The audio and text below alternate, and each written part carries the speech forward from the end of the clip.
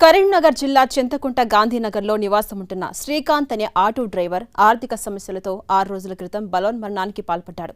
శ్రీకాంత్ గాంధీనగర్లో నివాసముంటున్నాడు. అయితే ఆర్థిక సమస్యలతో 6 రోజుల క్రితం బలవన్మరణానికి పాల్పడ్డాడు. శ్రీకాంత్ ఉరివేసుకుని బలవన్మరణానికి పాల్పడగా కుటుంబ సభ్యులు ఆసుపత్రికి తరలించారు. అప్పటికే అతడు చనిపోవడంతో 12 రోజుల కార్యక్రమం పూర్తయ్యాక ఇంటికి రావాలని ఇంటి ఓనర్ కండిషన్ పెట్టాడు. దీంతో శ్రీకాంత్ మృతదేహానికి అంత్యక్రియలు చేసిన ఆయన కుటుంబం దిక్కుతోచని పరిస్థితిలో 6 రోజులుగా శ్మశాన వాటికలోనే ఉంటుంది.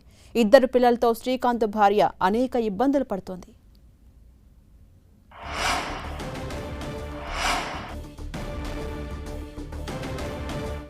ఇక ఇదే అంశానికి సంబంధించిన మరింత సమాచారం మా ప్రతినిధి సతీష్ అందిస్తారు. ఇదొక మానవత్వాన్ని ప్రశ్నించేటువంటి ఒక ఘటన. కుటుంబ పెద్ద ఆర్థిక సమస్యలతో బలవరణానికి పాల్పడితే ఆ కుటుంబం అంతా కూడా ప్రస్తుతం కరీంనగర్లోని శ్మశాన వాటికల్లోనే 6 రోజులుగా ఇక్కడే కార్యక్రమాలను చేసుకుంటూ వారంతా కూడా కన్నీరు మున్నీరుగా విలపిస్తున్న పరిస్థితి. కుటుంబ యజమాని చనిపోవడంతో ఇటు దిక్కు చూసిన స్థితిలో ఉన్నటువంటి ఈ కుటుంబ సభ్యులంతా కూడా ఇంటి యజమాని ఇంట్లోకి రావద్దని చెప్పి ఆంక్షలు పెట్టున్నారు. ప్రస్తుతం వారంతా కూడా వృద్ధులు, చిన్నపిల్లలు, కుటుంబ సభ్యులు దాదాపు 15 మంది వీరంతా కూడా కరీంనగర్ పద్మనగర్లోని శ్మశాన వాటికల్లోనే కాలం వెల్లదీస్తున్న పరిస్థితి. ఒకసారి మా కుటుంబ సభ్యులతో మాట్లాడదాం. చాలా హృదయ విదారకమైనటువంటి ఘటన. కనీసం వీరిని మాట్లాడించేటువంటి పరిస్థితి కూడా లేదు. ఒకసారి వారికి కన్నీటి గాథ ఏంటో తెలుసుకునే ప్రయత్నం చేద్దాం.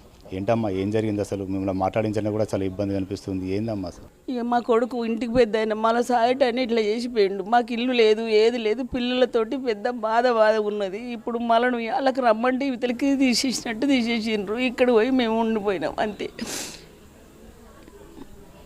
ఏంటిది అసలు? ఎటో ఇబ్బందులు పడ్డాడు శ్రీకాంత్. అసలు ఏం జరిగింది? ప్రస్తుతం మీరు బతికే పరిస్థితి ఉందా? 2 కూడా ఆడపిల్లలు ఉన్నట్టున్నారు. ఏంటమ్మా?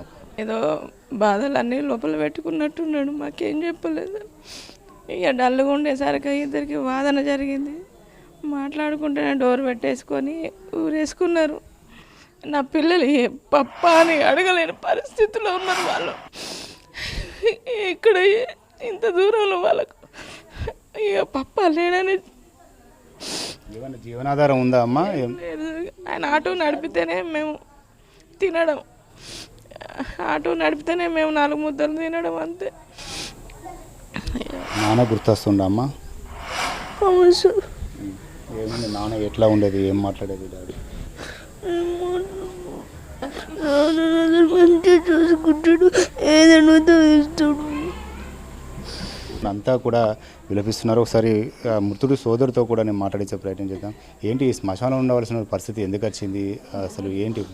ఓనర్ వాళ్ళు మార్నింగ్ చనిపోయిన అన్న విషయం తెలుసుకొని హాస్పిటల్ దగ్గరకు వచ్చి చూసి చనిపోయిన విషయం తెలుసుకొని ఇంటికి వెళ్ళి ఒక 20 నిమిషాలు ఫోన్ చేసి 20 నిమిషాల తర్వాత ఫోన్ చేసి మీకు 12 డేస్ కార్యక్రమం అయిపోయేదాకా మీరు ఇంటి వద్దకు రాకండి అని చెప్పేసి నాకు ఇన్ఫర్మేషన్ ఇచ్చిండు.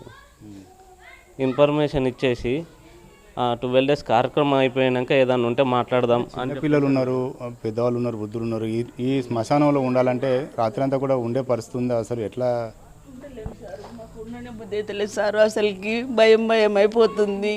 లైట్లు వాటిని చూసి కుక్కలు బావమంటే పిల్లల దగ్గర పెట్టుకుని పండుడవుతుంది సార్. కింద బట్టలు లేవు, ఈ బట్టలు కూడా తీసుకురాని లేదు. కిందనే వండుకున్నాడు. 2 బట్టలు 2-3 జమకాన్లు అవి తెచ్చిచ్చిపోయినరు. అవి వేసుకొని అనుకుంటారు. పిల్లల్ని చూడలేము, దోమలు కరుస్తున్నాయి. చెప్పలేము సార్. ఇక మాది ఇంకా వేరే. ఇక వీళ్ళ బాధ అయితే వర్ణాతీతం. వీళ్ళ ఎంతో కొంత సాయం చేసేందుకు స్థానికులు వస్తున్నారు. వారితో కూడా ఏంటి అసలు ఇటువంటి కాలంలో అసలు మానవత్వం లేనట్టుగా శ్మశానంలో ఉంటున్నారు. కనీసం ఇంటి యజమానిని చనిపోయినని లేకుండా ఇంటి యజమాని బయటికి పంపించాడు. ఎట్లా చూస్తారు సార్? చనిపోయిన కుటుంబానికి హృదయం ఉన్న, మానవత్వం ఉన్న ప్రతి ఒక్కరు స్పందించి వాళ్ళకు సాయం చేయాలి శక్తి మేరకు అనేది కోరుకుంటున్నాం. మా వైపుగా ఆ ప్రయత్నం చేశాం. అట్లాగే ఈరోజు వాళ్ళ కుటుంబ పిల్లలు ఉన్నారు, చిన్నపిల్లలు, 3వ తరగతి 4వ తరగతి చదివే పిల్లలు. ప్రభుత్వం ఉచితంగా వాళ్ళకు ఉచిత విద్యను అందించాలి. తక్షణ సాయంగా వాళ్ళ కుటుంబాన్ని ఆదుకోవాలి. అట్లాగే 30 ఏళ్ళ నుంచి వెళ్ళి కరీంనగర్ నివాసం ఉంటున్నారు. ఇంటి కోసం అనేక దరఖాస్తులు పెట్టుకొని ఉన్నారు. ఇందిరమ్మ ఇల్లు వెంటనే కేటాయించాలని చెప్పేసి కూడా అడుగుతున్నాం. కుటుంబాన్ని పెద్ద దిక్కు కోల్పోయింది. ఈ చిన్న పిల్లలు ఎవరైతే ఉన్నారో కనీసం వీరి భవిష్యత్తును దృష్టిలో పెట్టుకొని మానవతావాదులు కొంచెం ముందుకు వస్తే వీళ్ళ విద్య కావచ్చు, కొంత వీళ్ళకు ఆర్థికంగా సాయం చేయడం కావచ్చు, ఇవన్నీ చేస్తే ఆ పిల్లలు కూడా పసి హృదయాలు తండ్రి లేని లోటు కొంతలో కొంత తీర్చేటువంటి అవకాశం ఉంటుంది. మొత్తానికైతే ఇంటి పెద్ద కోల్పోయినటువంటి ఈ కుటుంబం అంతా కూడా ప్రస్తుతం అయితే కరీంనగర్ శ్మశాన వాటికలో కాలం వెల్లదీస్తున్న పరిస్థితి. కెమెరా పర్సన్ సుధీర్తో సతీష్, 10 టీవీ, కరీంనగర్.